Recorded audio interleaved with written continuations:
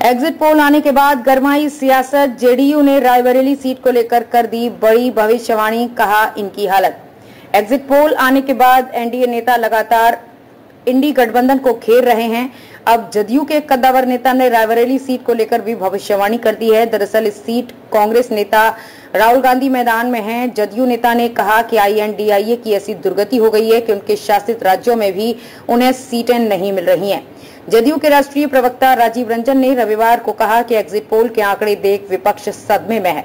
विपक्ष का सामूहिक रुदन 4 जून को होगा। उन्होंने कहा कि तमाम एग्जिट पोल में एनडीए को स्पष्ट बहुमत मिलता देख INDIA के नेता सदमे में चले गए हैं। उन्होंने कहा कि इन्हें समझ में ही नहीं आ रहा कि जनता उनके दुष्प्रचार के झांसे में कैसे नहीं फंसी। INDIA की ऐसी दुर्गति हो गई है कि उनके शासित राज्यों में भी उन्हें सीटें नहीं मिल रही हैं। यहाँ तक कि रायबरेली में भी इनकी हालत सही नहीं दिख रही। यही वजह है कि इनके नेता अनाप शनाप बोलकर अपनी इज्जत बचाने की कोशिश में जुटे हुए हैं। बीच हुए इस चुनाव में जनता ने एक बार फिर से ये साबित कर दिया है कि देश में वंशवादी राजनीति के दिन अब लग चुके। जदयू चुनाव कार्यालय में प्रत्याशी व कार्यकर्ताओं की जीत हार का होता रहा मंथन। 7वें और आखिरी चरण का चुनाव समाप्त होते ही अगले दिन यानी रविवार को भैंसासुर स्थित जदयू चुनाव कार्यालय में एनडीए समर्थित जदयू प्रत्याशी कौशलेंद्र कुमार व जिले के विभिन्न प्रखंडों से आए सक्रिय कार्यकर्ताओं के बीच हार जीत का मंथन होता रहा। रविवार सुबह से ही जदयू चुनाव कार्यालय में कार्यकर्ताओं के आने का सिलसिला लगा रहा।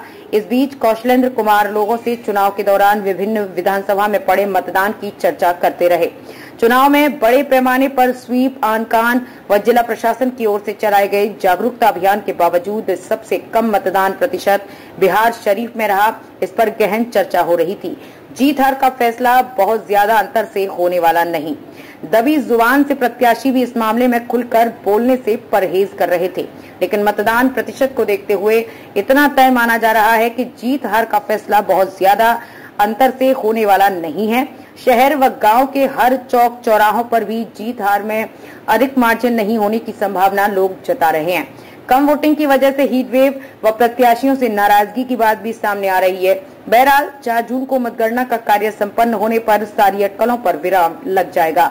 जीत का सेहरा किसके सिर जाएगा ये तो वक्त ही बताएगा। फिलहाल 48 घंटे से भी अब कम समय इस चुनाव समर का परिणाम आने का समय रह गया है।